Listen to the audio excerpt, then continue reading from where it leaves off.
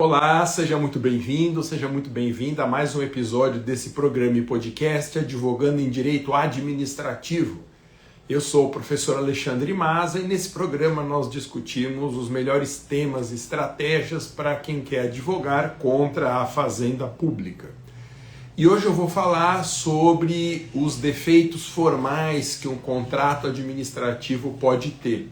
Esse tema, nulidades do contrato administrativo, é uma das teses que eu ensino no meu novo curso Advogando em Contratos Administrativos.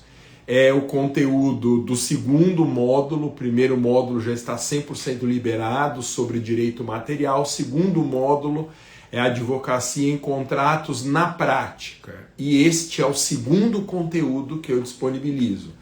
A cada semana eu vou falando um pouco aqui sobre os temas novos no curso, e você que tem interesse, porque quer advogar para licitantes, já advoga para licitantes ou é gestor de contratos públicos na administração, dominar o assunto dos contratos administrativos é absolutamente fundamental. Então você encontra o link para fazer matrícula nesse novo curso aqui na descrição desse vídeo e na minha bio do Instagram, no perfil @professor Maza. Por que estudar nulidades do contrato administrativo? Porque essas nulidades são teses na defesa dos interesses, ora do contratado da administração pública, ora em licitantes que não foram declarados vencedores, mas têm interesse jurídico na impugnação da validade do contrato assinado com o vencedor, ou adjudicatário. Para quem não está acostumado com essa terminologia, adjudicatário é o nome que nós damos ao vencedor do certame licitatório. E é o adjudicatário que será convocado para assinar o contrato administrativo relacionado ao objeto da licitação, e o nome que nós damos ao adjudicatário já no status de alguém que figura num dos polos do contrato administrativo é contratado. O Estado é o contratante, nosso cliente é o contratado. Bom, por que o tema tem importância? A questão da nulidade dos contratos administrativos e a análise formal de como esses contratos devem ser.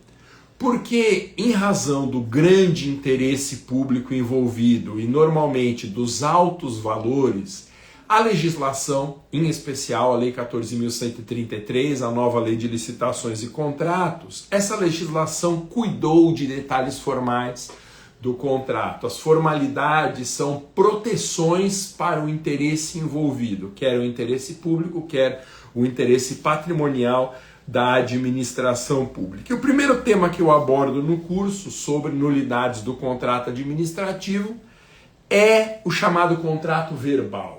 Contrato verbal é uma possibilidade de vínculo que a lei estabelece entre o contratante e o contratado para situações muito excepcionais. Como regra, o contrato administrativo tem que ter a forma escrita.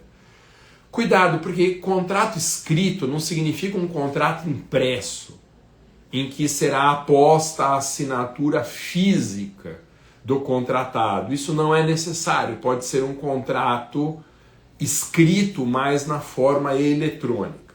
De qualquer modo, para que o contrato seja verbal e válido, são necessários alguns requisitos. Tem que ser um contrato de pequena compra ou serviço, de pronto pagamento e valor não superior a R$10.000. Qualquer contrato verbal que deixe de atender a pelo menos uma dessas condições é um contrato nulo e que não produz efeitos. Bem, quando nós vamos estudar os requisitos formais do contrato administrativo, costuma haver uma grande lacuna na doutrina. E por quê? Porque a teoria das nulidades, ela é aplicada, foi construída, desenvolvida e é aplicada para a teoria do ato administrativo. Quando nós falamos de vínculos bilaterais, que são os contratos, já não há estudos doutrinários em tanta quantidade. Então, o que nós fazemos? Nós costumamos transportar a teoria da nulidade do ato para a realidade específica do contrato administrativo. E, na maioria das vezes, os problemas que envolvem nulidade do contrato administrativo dizem respeito ao requisito forma, ao modo como esse contrato é e deve ser exteriorizado. Bom, o tema das formalidades do contrato administrativo é disciplinado entre os artigos 91 e 95 da Lei de Licitações, com destaque para o 92. O artigo 92, ele descreve quais são as cláusulas obrigatórias do instrumento contratual.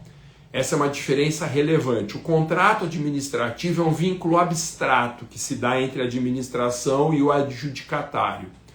A formalização desse vínculo é o instrumento contratual. Então, esses requisitos formais não são do contrato relação jurídica. Eles são do instrumento contratual, que é a materialização em cláusulas dessa relação jurídica. Então, são muitos os incisos do artigo 92, eu vou destacar alguns aqui, entre os quais eu estudo todos no curso Advogando em Contratos Administrativos. O contrato deve ter objeto e seus elementos característicos, vinculação ao edital de licitação e à proposta vencedora, legislação aplicável à execução do contrato, regime de execução, preços e condições de pagamento, critérios de periodicidade da medição, prazo de início das etapas de execução, crédito pelo qual ocorrerá a despesa, matriz de risco, que nós já estudamos aqui em encontros anteriores e que foi objeto do primeiro estudo de casos do meu curso. São 5 estudos de caso ao vivo, aos sábados, para os alunos do curso, e o prazo para resposta do pedido de repactuação. Bom, entre tantos e tantos outros incisos. Como eu mencionei aqui o tema da repactuação, eu preciso estabelecer uma diferença que existe entre repactuação e reajustamento do contrato. O adjudicatário, quando ingressa na condição de contratado da administração, ele tem um direito constitucional à preservação da sua margem de lucro, ao que nós damos o nome técnico de direito ao equilíbrio econômico-financeiro do contrato. Bem, como que se garante essa preservação da margem de lucro, esse equilíbrio econômico-financeiro? Por 2 instrumentos, reajustamento e repactuação. Eu explico no curso que no reajustamento é feita uma recomposição da perda inflacionária para que a moeda mantenha o seu valor de compra. Por isso que o reajustamento tem previsão contratual e acontece de forma automática, de quando em quando, conforme previsão expressa que o contrato tem. Então, regras de reajustamento são indispensáveis para o instrumento contratual. Já a repactuação é um aumento real no valor da remuneração, sempre que sobrevier um fato novo que torne mais oneroso o cumprimento do contrato. Então não confunda reajustamento, que é feito de modo automático para a recomposição da perda inflacionária, com repactuação, que é um aumento no valor real do pagamento ao contratado. Outro requisito formal indispensável, e vai aqui uma dica que eu passo para os meus alunos e agora eu estendo a vocês que me acompanham aqui nas redes sociais, é a necessidade de divulgação do instrumento contratual no PNCP. Para quem não está ligando o nome e a pessoa, PNCP é o Portal Nacional de Contratações Públicas, um instrumento criado pela Lei 14.133, que é um site. E esse site armazena simplesmente todas as informações da licitação e dos contratos de todas as entidades públicas brasileiras. E por que o portal é tão importante? Porque ele nos entrega documentos de licitações e contratos do mundo real. Uma coisa é estudar a teoria da licitação e do contrato. Outra coisa é fazer como eu ensino nos meus cursos, que é colocar a mão na massa, lidando com disputas licitatórias e contratações do mundo real. Bem, o que diz a Lei 14.133? Ela diz que a ausência de publicação dos contratos no PNCP está sujeita a 20 dias úteis no caso de documentação de licitação e 10 dias úteis na hipótese excepcional de contratação direta, sem procedimento licitatório. O interessante, e eu encerro esse nosso bate-papo breve aqui, como todos que nós temos no programa e no podcast, o interessante é que a lei diz que a publicação do instrumento contratual no Portal Nacional de Contratações Públicas é uma condição de eficácia e não um requisito de validade do contrato. O que significa? Essa falta de publicação, ela não torna o contrato nulo, mas produz uma não eficácia do contrato.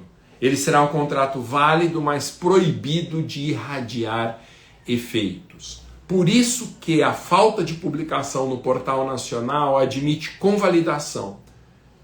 Eu posso sanear esse defeito. E como que eu faço o saneamento desse defeito? Eu faço o saneamento desse defeito por meio da convalidação, da republicação, ou melhor, da publicação desse contrato no portal. Então, essas são as informações que cabem numa análise rápida, como nós fazemos aqui. Eu não tenho feito mais lives e podcasts que passam de 15 minutos, porque está comprovado que ninguém acompanha por mais do que esse tempo prestando atenção. Então, se você tem interesse em aprofundar esse assunto e todos os outros que envolvam o regime jurídico dos contratos administrativos, entre no meu novo curso, Advogando em Contratos Administrativos. Você encontra o link para a matrícula na descrição desse vídeo e também na minha bio do Instagram. Valeu, é isso. Dúvidas você pode tirar pelas redes sociais. Nos veremos dentro do curso. Até mais, bom final de semana para quem assiste ao vivo. Até a próxima, se Deus quiser. Tchau.